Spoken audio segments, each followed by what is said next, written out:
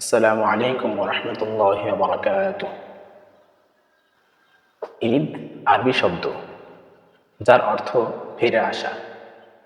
ঈদ এমন দিনকে বলে যা মানুষকে একত্রিত করে এবং বারবার ফিরে আসে।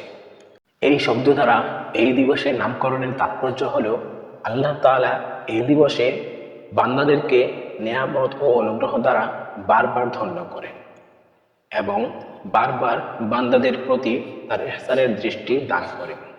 ইসলামে ঈদের প্রচলন। আল্লাহ তাআলা মুসলমানদেরকে নিয়ামত হিসাবে ঈদ দান করেছেন। হাদিসে বর্ণিত হয়েছে, রাসূল সাল্লাল্লাহু আলাইহি ওয়াসাল্লাম যখন মদিনাতে হিজরত করে আসলেন তখন তিনি লক্ষ্য করলেন মদিনাবাসীদের মাঝে দুটি দিবস প্রচলিত রয়েছে, যে দিবসগুলোতে তারা শুধুমাত্র খেলতামাশা ও হাসি ঠাট্টায় সময় অতিবাহিত করত। হযরত আনাস রাদিয়াল্লাহু তাআলা আনহু থেকে বর্ণিত, তিনি বলেন, রাসূল সাল্লাল্লাহু আলাইহি ওয়াসাল্লাম জিজ্ঞাসা করলেন, এই দুই দিনের কি কোনো তাৎপর্য আছে? মদিনাবাসী বলল, আমরা জাহিলি যুগে এই দুই দিনে খেলতামাশায় লিপ্ত হতাম।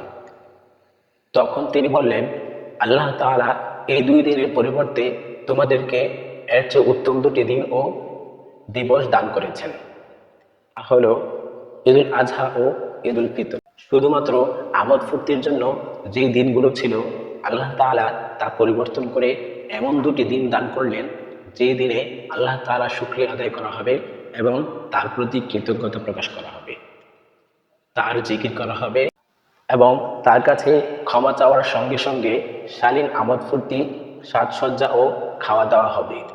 বিদায়া ও নেহায়া গ্রন্থে ইবনে জারির রাদিয়াল্লাহু তাআলা আনহু থেকে বর্ণিত, তিনি বলেন, রাসূল সাল্লাল্লাহু আলাইহি ওয়াসাল্লাম দ্বিতীয় হিজরিতে সর্বপ্রথম ঈদ পালন করেন। ঈদে করণীয়। ঈদ হচ্ছে আমাদের জন্য বিরাট বড় এক নিয়ামত, কিন্তু আমরা এই ঈদকে নিয়ামত হিসেবে গ্রহণ করি না। এই দিনে এমন অনেক কাজ আছে যার মাধ্যমে আমরা আল্লাহ তাআলার নিকটবর্তী হতে পারি এবং আমাদের ঈদ উদযাপনও একটি ইবাদতে পরিণত হতে পারে। নিম্নে এমন কিছু বিষয় আলোচনা করা হলো। ফজরের নামাজ জামাতে আদায় করা। আমাদের দেশে অনেকেই ঈদের দিনে ফজরের নামাজ আদায় করে না।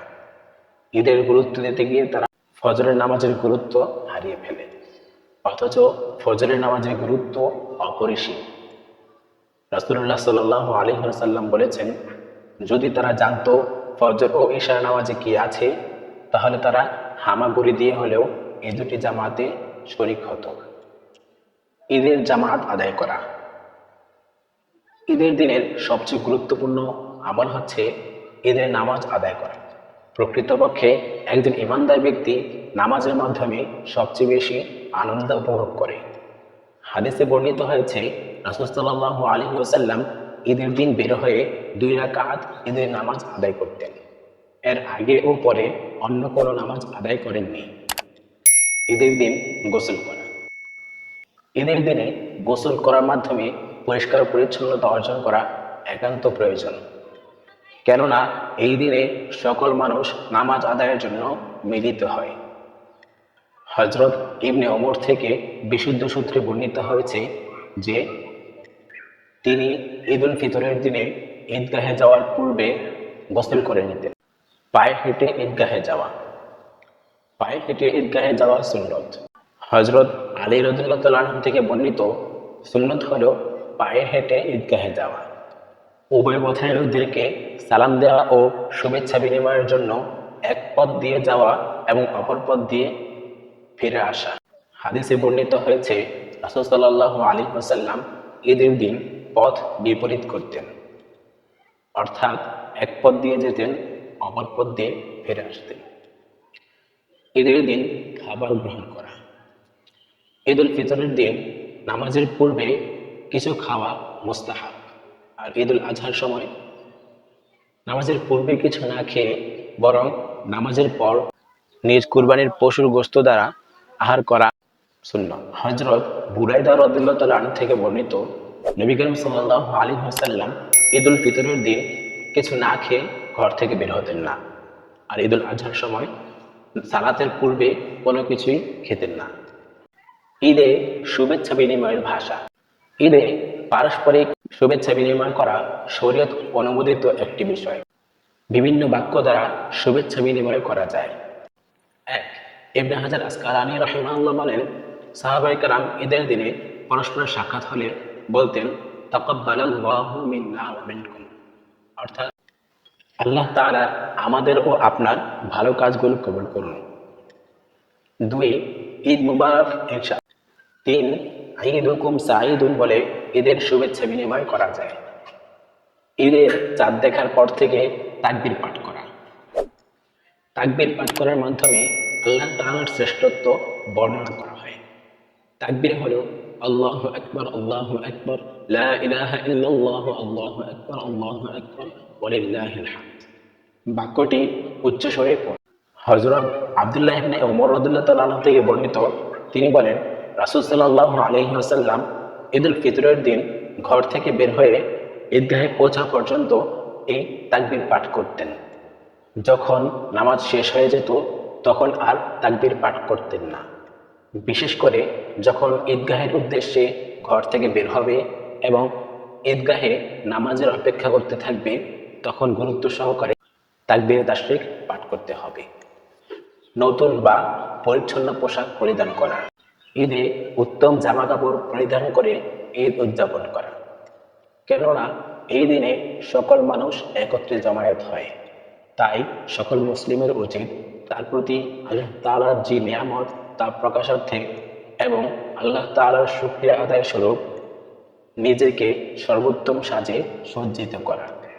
হযরত আব্দুল্লাহ ইবনে ওমর রাদিয়াল্লাহু তাআলা আনহু থেকে বর্ণিত, রাসূলুল্লাহ সাল্লাল্লাহু আলাইহি ওয়াসাল্লাম বলেছেন, আল্লাহ রাব্বুল আলামিন বান্দার প্রতি তার প্রদত্ত নিয়ামতের প্রকাশ দেখতে পছন্দ করেন।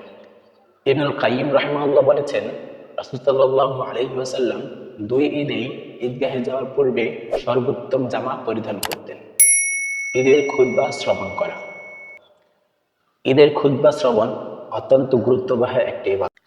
এতে ইসলামের বিভিন্ন নির্দেশনা দেওয়া হয়ে থাকে। হযরত আব্দুল্লাহ ইবনে সাইব রাদিয়াল্লাহু তাআলা আনহু থেকে বর্ণিত, তিনি বলেন, আমি নবী করিম সাল্লাল্লাহু আলাইহি ওয়াসাল্লামের সঙ্গে ঈদ পালন করলাম। আমি নবী করিম সাল্লাল্লাহু আলাইহি ওয়াসাল্লামের সঙ্গে ঈদ পালন করলাম। যখন তিনি ঈদের নামাজ আদায় করে শেষ করলেন, তখন তিনি বললেন, এখন আমরা খুতবা দেব। যার ভালো লাগে সে বসতে পারে, আর যার ভালো না লাগে সে চলে যেতে পারে। দোয়া ও ইস্তিগফার করা। ঈদের দিনে আল্লাহ তাআলা অনেক বান্দাকে মাফ করে দেন। মুআররিক আল ইজরি রাহিমাহুল্লাহ বলেন, ঈদের দিনে আল্লাহ তাআলা কিছু বান্দাদেরকে এমনভাবে ক্ষমা করে দেবেন যেভাবে সে তার মায়ের পেট থেকে নিষ্পাপ রূপে জন্মগ্রহণ করে। নবী করিম সাল্লাল্লাহু আলাইহি ওয়াসাল্লাম বলেন, তারা যেন এই দিনে মুসলিমদের জামাতে দোয়ায় অংশগ্রহণ করে। ফিতরা দেওয়া। রমজান মাসে রোজা পালনের ক্ষেত্রে যে ত্রুটি বিচ্যুতি হয় তা পূরণার্থে এবং অভাবগ্রস্তদেরকে খাবার প্রদানের লক্ষ্যে ঈদের নামাজের পূর্বে নির্ধারিত পরিমাণ খাদ্যদ্রব্য প্রদান করাকে শরীয়তে যাকাতুল ফিতরা বা ফিতরা বলা হয়। হাদিসে বর্ণিত হয়েছে, রাসূল সাল্লাল্লাহু আলাইহি ওয়াসাল্লাম ঈদগাহে যাওয়ার পূর্বে ফিতরা আদায় করার নির্দেশ দিয়েছে। ইতিম ও অভাবীদেরকে খাবার খাওয়ানো। ঈদের দিনে ইতিম ও অভাবগ্রস্তদের খোঁজ খবর নেওয়া, তাদের খাবার খাওয়ানো এবং সম্ভব হলে তাদেরকে নতুন জামা কাপড়ের ব্যবস্থা করে দেওয়া, এটা ঈমানদারের অন্যতম বৈশিষ্ট্য। পবিত্র কুরআন কারীমে ইরশাদ হয়েছে, তারা খাদ্যের প্রতি আসক্ত হওয়া সত্ত্বেও তারা ইতিম ও অভাবগ্রস্তদেরকে দান করে। আত্মীয় স্বজনের খোঁজ খবর নেওয়া। ঈদের সময় বিভিন্ন আত্মীয় স্বজনের খোঁজ খবর নেওয়া এবং তাদের বাড়িতে বেড়াতে যাওয়ার একটা সুযোগ তৈরি হয়।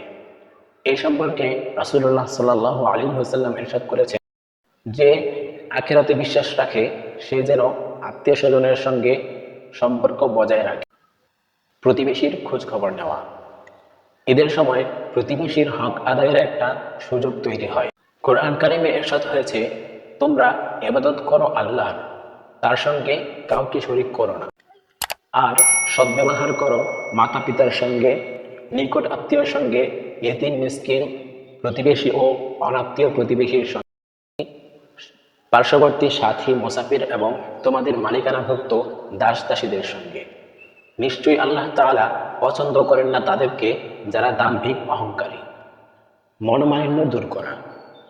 জীবন চলার ক্ষেত্রে অনেক সময় অনেকের সঙ্গে মনোমালিন্য তৈরি হতে পারে। ঈদের সময় পারস্পরিক মনোমালিন্য দূর করা এবং সম্পর্ক সুদৃঢ় করার উত্তম সময়। হাদিসে এসেছে, রাসূলুল্লাহ সাল্লাল্লাহু আলাইহি ওয়াসাল্লাম ইরশাদ করেছেন, কোন মুমিনের জন্য বৈধ নয় যে সে তার মুমিন ভাইয়ের প্রতি 3 দিনের বেশি কথা না বলে থাকবে বা সম্পর্ক ছিন্ন রাখবে। তাদের মাঝে এমন অবস্থা যে পরস্পরের দেখা সাক্ষাৎ হলে একজন আরেকজনকে এড়িয়ে যায়।